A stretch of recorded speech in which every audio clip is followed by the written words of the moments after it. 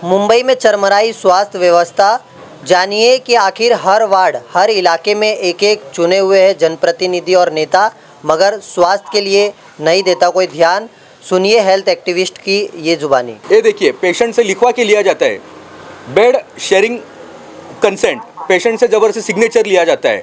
बल्कि वहाँ पे ऐसी दिक्कत है कि पेशेंट कई बार ज़मीन पे सो के, कई बार जो पब्लिक टॉयलेट रहते हैं हॉस्पिटल्स के, वहाँ पे चद्दर डाल के या गद्दा डाल के वहाँ पे उपचार लिए जाते हैं। ये पेशेंट का 18 जून का केस पेपर है।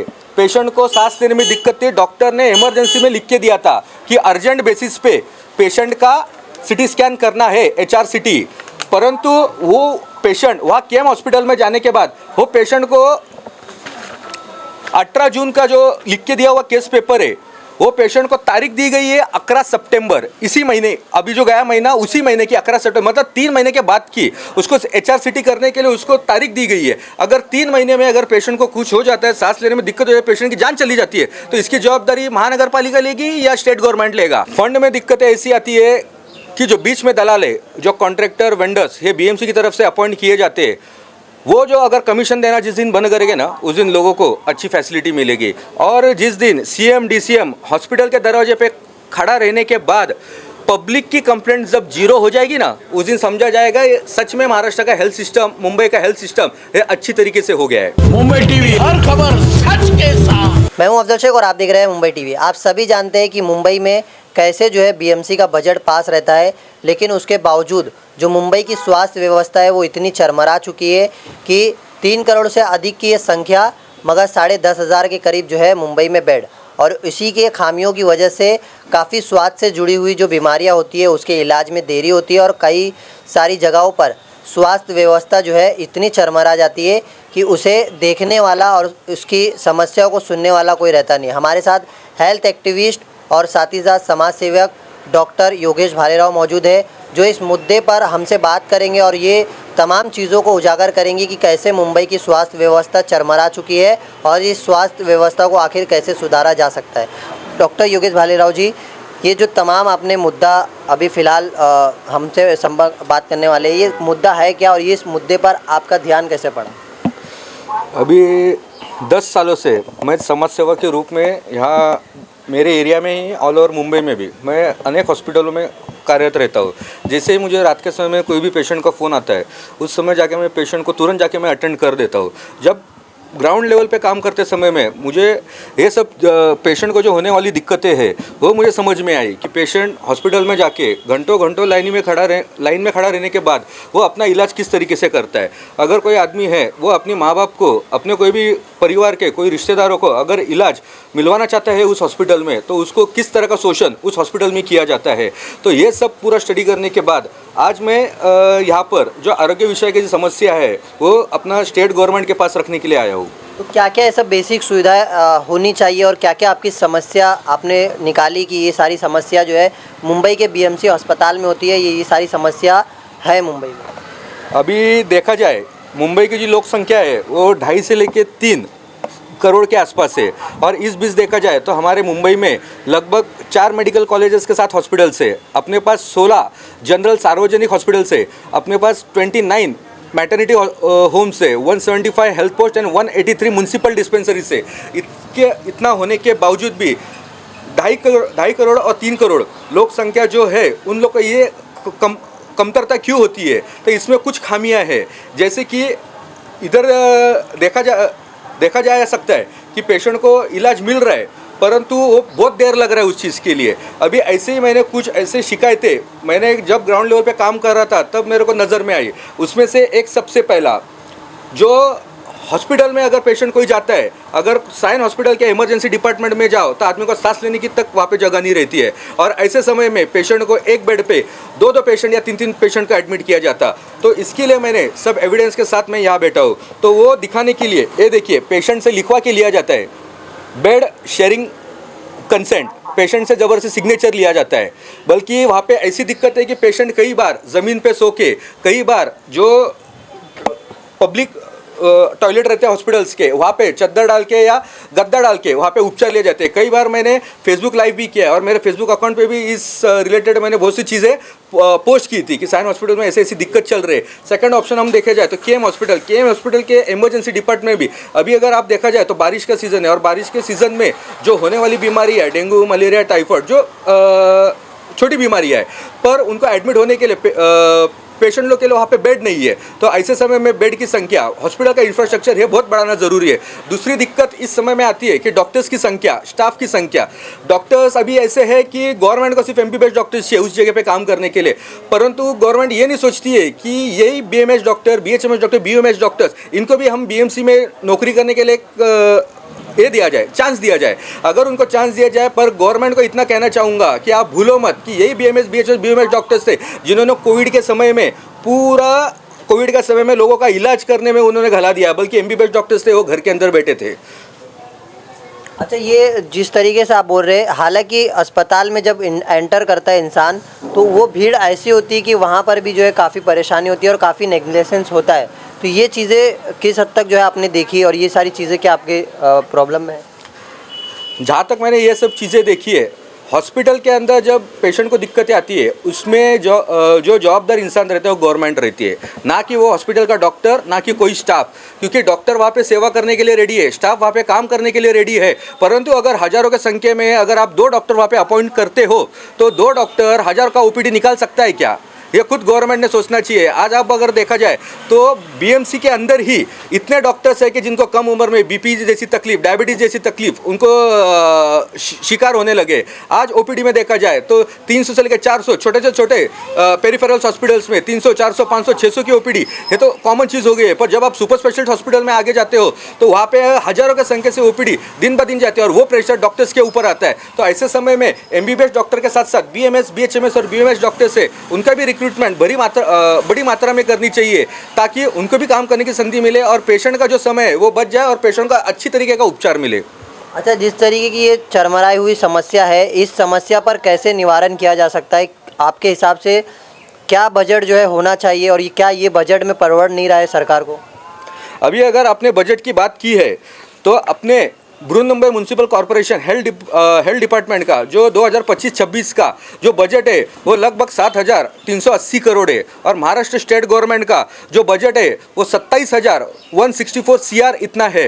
तो आप मेरे को बताइए, BMC है अलग हेल्थ डिपार्टमेंट के लिए काम करती है और स्टेट गवर्नमेंट है वो मुंबई छोड़ के बाकी जिलों के लिए काम करता है। अगर इन दोनों का टोटल लगभग बजट मिक्स किया जाए तो लगभग 34,000 करोड़ ये सिर्फ महाराष्ट्र का हेल्थ का बजट है।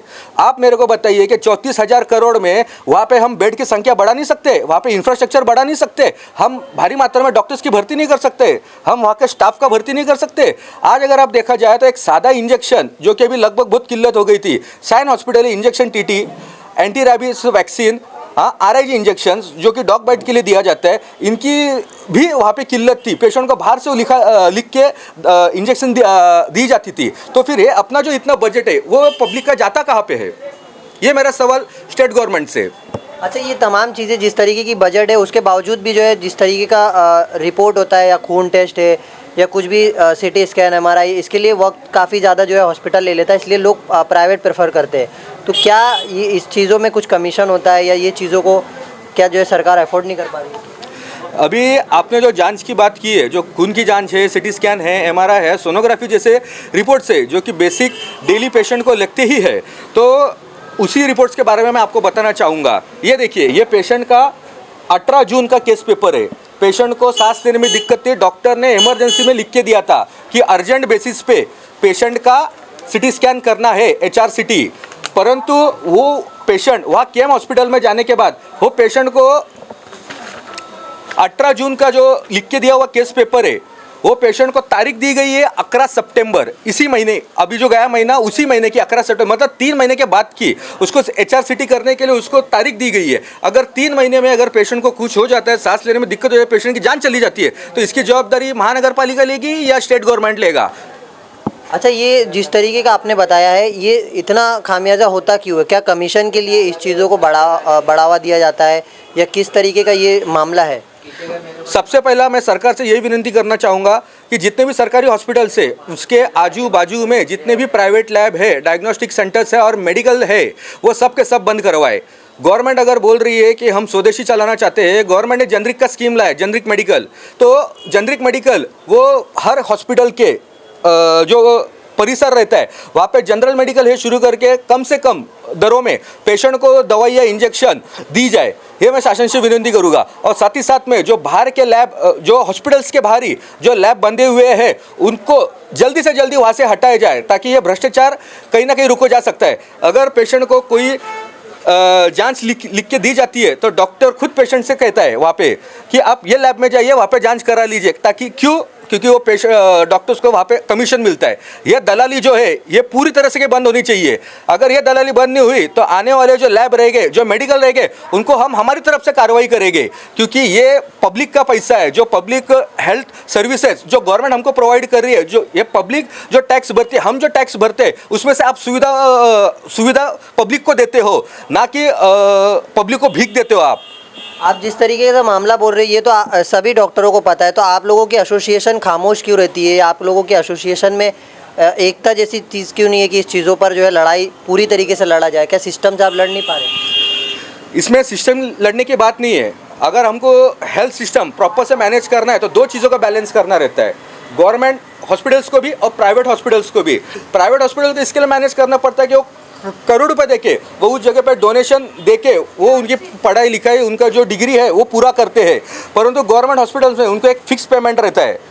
गवर्नमेंट हॉस्पिटल से जो फिक्स पेमेंट रहने की वजह से उनकी जो इतना दिक्कतें है वो उनको आती नहीं, जितना प्राइवेट हॉस्पिटल्स को आज के समय में आती है। आज प्राइवेट हॉस्पिटल्स पे इतने कंप्लेंटर है, अरे इधर इंसान का जान बचाने के लिए लोग अगर हॉस्पिटल खड़ा कर रहे हैं तो हॉस्पिटल में एक सादा लिफ्ट किसने बिठाया तो भी लोग आके आरटीआई डालते हैं। सादा सा रोड के ऊपर, फुटपाथ के ऊपर थोड़ा सा जगह भी बढ़ा जाए तो भी आरटीआई डालते हैं। ये लोगों का जो नाकारतेपना है, लोगों की ये जो कमजोरी है ना, जो गलत तरीके से आरटीआई मार के हॉस्पिटल वालों को टारगेट करते हैं, पहले लोगों ने बंद करना चाहिए। तुम हॉस्पिटल वालों से पैसा लेते हो और तुम अपेक्षा करते हो क्या हॉस्पिटल वालों ने तुम लोग को अच्छा तरीके से ट्रीटमेंट देना चाहिए, तुम्हारा बिल में कमी करना चाहिए, तुमको हर तरीके की सुविधा अच्छी तरीके से कम पैसों में देनी चाहिए। ये पहले जो धंधा आप कर रहे हो ना आरटीआई कार्यकर्ता हो, सब लोग पहला बंद करो। जिस तरीके का आपने बजट बताया 7,000 करोड़ का, उस बजट में फिर भी जो है दवाइयों की कमी बीएमसी अस्पताल में होती है। बजट दिया जाए, अगर बोलना चाहूँ तो खुला एक डॉक्टर, एक समाज सेवक बोल के मैं एक ही चीज़ बोलना चाहूँगा, अगर आपको सरकार नहीं चलाने आती हो तो जिनको काम करना है, जिनको उस चीज़ में जो जी जान से काम कर सकता है, लोगों को इस चीज़ से बाहर निकल सकता है, ऐसे लोगों के हाथ में सरकार दो। आप लोगों को वो काम नहीं वहाँ पे बैठ के करना। आप लोगों को इतना पावर दिया गया तो भी आपके वैसे एक नहीं। अगर आपका खुद का नेता मंडली, मंत्री, उप मुख्यमंत्री, मुख्यमंत्री, अगर उनको दौरा करना होता है तो उनको लाखों करोड़ों का फंड कहाँ से आता है? अगर हेल्थ की बात की जाए तो गवर्नमेंट का फंड नहीं रहता है क्या? पब्लिक है, पब्लिक का आप सर्वेंट हो तो आपको पब्लिक के लिए वो चीज़ करना ज़रूरी है। अच्छा, स्थानीय अभी महानगर पालिका का चुनाव है और इस चुनाव को देखते हुए क्या नगर सेवकों का सब जो बोल तो रहा है कि मुझे लड़ना है, लेकिन स्वास्थ्य के बारे में कोई ध्यान क्यों नहीं देता? और किस तरीके से इस स्वास्थ्य को लेकर क्या अपने अपने वार्ड में कोई ध्यान दे सकता है, आपको लगता है? इसमें मैं सबसे पहला एक ही चीज़ कहना चाहूँगा, स्वर्ग सबको देखना है पर मरने की तैयारी किसको नहीं है। नेता सबको बनना है पर काम किसको नहीं करना है। ये कब होगा, इसके लिए पब्लिक जागरूक रहना जरूरी है। पब्लिक अगर जिस दिन जागरूक हो जाए, पब्लिक अगर देखे कि हमको जो बेसिक चीज़ें हैं शिक्षा में, आरोग्य में, हमारे रोजगार में, अगर ये हमको मिल नहीं रही है तो उन्होंने ठेठ जो प्रशासन है, शासन है, सरकार है, उनसे सवाल करना चाहिए। हम आपको वोट देते हैं, किस चीज़ के लिए वोट देते हैं? ताकि हम जो टैक्स भरते हैं वो टैक्स के स्वरूप में हमको हमारी सुविधाएं मिल सके। ये जनता का काम है। अभी आने वाले महानगर पालिका के इलेक्शन में भी मैं इतना ही जनता को कहना चाहूँगा, कोई पार्टी मत देखिए, कोई अच्छा सा उम्मीदवार देखिए, पढ़ा लिखा उम्मीदवार देखिए, जिसको उस चीज़ का पूरी तरीके से नॉलेज हो, जो आपकी समस्या है वहाँ बैठ के सुलझा सके। ऐसे लोगों को आप चुन के दीजिए ताकि आपको जो हेल्थ फैसिलिटीज़ मिलने का जो तकलीफ हो रही है वो आपको अच्छी तरीके से सर्विसेज मिल सकती है उस जगह पे। और मैं इतना ही कहना चाहूँगा कि गवर्नमेंट ने मुंबई के हर एक वार्ड में जो HBT क्लिनिक, हिंदी हृदय बाला साहेब ठाकरे दवाखाना जो संकल्पना लाई थी, हो हर एक वार्ड में, आज मुंबई में 227 वार्ड है, 227 वार्ड में आपला दवाखाना होना चाहिए। और एक मुंबई में 36 विधानसभा क्षेत्र है, हर विधानसभा क्षेत्र में 500 बेड का सुपर स्पेशलिटी हॉस्पिटल कम से कम होना चाहिए। अच्छा, ये तमाम चीज़ें आपने बोली है, अभी फ़िलहाल आपको क्या उम्मीद है इस मामले पर? आप किस तरीके से आगे लड़ सकते हैं? क्या आपको लग रहा है कि इस तमाम लड़ाई में आपको किस किस चीज़ों का साथ जो है ज़रूरी है? अभी जो मैंने संकल्पना की है, जो मैं करना चाहता हूँ कि हर पेशेंट जो जाता है उसको बराबर से इलाज मिले। सबसे बड़ी दिक्कत कभी कभी पेशेंट की ये आती है कि पेशेंट को अगर ऑपरेशन करने का समय आया तो उसको आधार कार्ड, रेशन कार्ड ये पहला पूछा जाता है। परंतु मेरा एक ही आपसे निवेदन है इस वीडियो के माध्यम से कि अगर कोई पेशेंट ऐसा आता है तो आप वो पेशेंट का पहला इलाज कीजिए, फिर बाकी जो कुछ पेशेंट का वो वेरिफिकेशन होगा कि वो बांग्लादेशी है, वो आतंकवादी है, XYZ जो कोई है, उसका आप बाद में ये कर लीजिए। क्योंकि भारतीय संविधान में अपने को right to life and right to liberty इसका अपने को अधिकार दिया है। आरोग्याचा हक्क आणि जगण्याचा हक्क ये अपने को भारतीय संविधान अधिकार देता है और इसी अधिकार के तहत हर नागरिक को, वो भले ही बेघर हो, वो कोई एक राज्य से दूसरे राज्य में स्थलांतरित किया हुआ पेशेंट हो, उसको बिना डॉक्यूमेंट मांगे उस पर पहला उपचार करना ये अपना सरकार का काम है। अच्छा, और ये भी चीज़ अपील कर दीजिए कि जिस तरीके के तमाम नेता दल होते हैं वो इलाज करवाने अपने परिवार के जो है प्राइवेट अस्पताल में भेजते हैं, ये चीज़ों का वो खुद जा कर के देखे, सरकारी अस्पताल को ऑब्जर्व करे। या आप महाराष्ट्र के मुख्यमंत्री से क्या मांग करेंगे कि वो भी विजिट एक जो है हर महीने या हर हफ्ते में एक बार करे सरकारी अस्पताल में, ताकि समस्या लोग जो है डायरेक्ट चुने हुए जनप्रतिनिधि तक पहुँचा। मैं राज्य शासन के मुख्यमंत्री, दोनों उप मुख्यमंत्री, महापालिका आयुक्त, मैं उनको निवेदन देता हूँ, मैं उनको निमंत्रण देता हूँ कि वो एक बार आके ना सिर्फ साइन हॉस्पिटल के, केम हॉस्पिटल के इमरजेंसी डिपार्टमेंट में खाली आके दिखाए।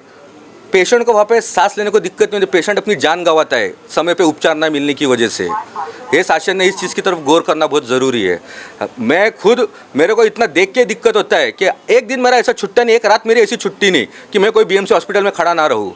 और उधर पेशेंट को दिक्कतें जो आती है तो प्लीज़ गवर्नमेंट से मेरी विनंती है वो जितना अच्छा हेल्थ फैसिलिटी के लिए कर सके। आपको जो करना है, आपका दौरा करना है, आपके पार्टी के फंक्शंस करने हैं या आपको एक्स्ट्रा ऑर्डिनरी थिंग्स आपके लिए करना है, वो आप कीजिए। पर पब्लिक को जीने के लिए कुछ तो अच्छा सुविधा है यहाँ पे तय करके अच्छी सुविधा देने का कोशिश कीजिए। जिस तरीके का ये मामला आपने सुना कि तमाम तरीके से है, लेकिन अब ये जो जितनी भी तमाम चीज़ें होती है इसमें सबसे मेन ज़रूरी चीज़ें ऐसी होती है कि ये तमाम चीज़ों के लिए जो फ़ंड आना चाहिए वो सही तरीके से लोगों तक पहुंच रहा नहीं। अब ये फ़ंड कितना आसानी से पहुंचता है उस बारे में भी डॉक्टर भालेराव जी जिस तरीके से आपने तमाम चीज़ें बताइए, ये फ़ंड में क्या क्या तकलीफ होती है? फंड में दिक्कतें ऐसी आती है कि जो बीच में दलाल है, जो कॉन्ट्रैक्टर, वेंडर्स ये BMC की तरफ से अपॉइंट किए जाते हैं, वो जो अगर कमीशन देना जिस दिन बंद करेंगे ना उस दिन लोगों को अच्छी फैसिलिटी मिलेगी। और जिस दिन CM DCM हॉस्पिटल के दरवाजे पे खड़ा रहने के बाद पब्लिक की कंप्लेंट जब जीरो हो जाएगी ना, उस दिन समझा जाएगा ये सच में महाराष्ट्र का हेल्थ सिस्टम, मुंबई का हेल्थ सिस्टम ये अच्छी तरीके से हो गया है। और आपको इसी चीज़ के बारे में मैं और एक चीज़, जो सबसे बड़ी चीज़ जो कि एक सामान्य नागरिक के बस की बात नहीं है, अपने जैसों की बस की बात नहीं है। एक पेशेंट है उरन की जिसको SMA स्पाइनल मस्कुलर एट्रोफी जो कि एक रेयर डिसीज़ है, वो बीमारी हो गई है। बच्ची का उम्र 2.5 साल है। गए 4 महीनों से उसकी माँ हर तरीके से कोशिश कर रही है, मुख्यमंत्री सहायता निधि में, प्रधानमंत्री जन आरोग्य योजना में, trust, Tata trust, Siddhivinayak trust, ये देखिए ये सब पुरावे, मुख्यमंत्री सहायता निधि, टाटा ट्रस्ट, सिद्धिविनायक मंदिर trust, prime minister relief fund, इनमें से किसी भी जगह से उनको किसी तरह से किसी भी तरीके से मदद 4 महीनों से की नहीं गई है। अभी इसी चीज़ के लिए मैं आज ये बताने आया हूँ कि गवर्नमेंट जो स्कीम्स निकालती है, दुर्मिळ आजारावरील औषध उपचाराची राष्ट्रीय धोरण, SMA हा काय आहे मुळात? SMA हा स्पायनल मस्क्युलर ॲट्रोफी म्हणजे जे आपले मांसपेशी असतात ते कमजोर करत चालतात, तर अशा उपचाराला हा खर्च हा अवघ्या लाखो करोडोमध्ये येतो। आणि आज त्या मुलीचं कोटेशन असं दिलं गेलं आहे की 84 लाख रुपये प्रतिवर्ष खर्च, आणि 5 वर्षाचा खर्च हा जवळजवळ 5 करोडच्या घरामध्ये जातोय। तर एवढा 5 करोडचा खर्च आपल्या मुलीला वाचवणं आई वडील तरी आणणार कुठनं? या अशा उपाययोजना, अशा गोष्टींसाठी सरकारने उपाययोजना केल्या पाहिजे। दुर्मिळ आजारांचा GR तुम्ही दिलाय, रॅर डिसीजचा GR दिलाय, त्याच्यामध्ये तुम्ही स्पष्ट मेन्शन केलंय जे अम्ब्रेला स्कीम सेंट्रल गव्हर्नमेंटच्या वतीनं राबवण्यात आली होती, आणि त्याच्यामध्ये रॅन जे म्हणजे राष्ट्रीय आरोग्य निधी, याच्यामधनं 20 लाखापर्यंतचा खर्च जो रॅर डिसीजसाठी असतो हा सेंट्रल गव्हर्नमेंट आपल्याला आरोग्य मंत्रालय यांच्या फंडातनं देतो। मग हा फंड ह्या मुलीला देण्यात यावा अशी मी विनंती करतो। सदर मुलीचं नाव जेनिशा पाटील आहे, तिचं वय 2.5 वर्षे राहणारी उरणची आहे। जर मुख्यमंत्री आणि सन्मान्य उपमुख्यमंत्री जर ह्या चॅनलच्या माध्यमातून तुम्ही ऐकत असाल तर माझी आपणास हात जोडून विनंती आहे की सदर मुलगी जी 2.5 वर्षाची आहे तर तिला उपचार मिळवण्यासाठी आणि जे गरजेचे इंजेक्शन तिला दरवर्षी लागतं आहे ते इंजेक्शन मिळवून देण्यासाठी आपण कृपया प्रयत्नशील राहावं आणि त्या मुलीला वेळेवर ते उपचार मिळवून द्यावा अशी मी विनंती करतो. तो जिस तरीके का ये मामला आपने सुना कि मुंबई की चरमराई हुई स्वास्थ्य व्यवस्था, इसे सुधारने के लिए किस किस तरीके की ज़रूरतें होनी चाहिए और किस किस तरीके का प्रॉब्लम एक बेसिक जो है होती है लोगों को अपने उपचार में. अब ये तमाम जिस तरीके के मामले हैं, इस मामले पर कैसे चुने हुए जनप्रतिनिधि ध्यान देते हैं या इस मामले पर महाराष्ट्र के मुख्यमंत्री क्या संज्ञान लेते हैं, ये आने वाले दिनों में मालूम पड़ेगा. मगर डॉक्टर योगेश भालेराव का ये मुद्दा ये काफ़ी ज़्यादा जो है लोगों को सोचना चाहिए और इस मामले पर उनका साथ ज़रूर देना चाहिए. कैमरामैन आमिर सईद के साथ अफजल शेख, मुंबई टीवी.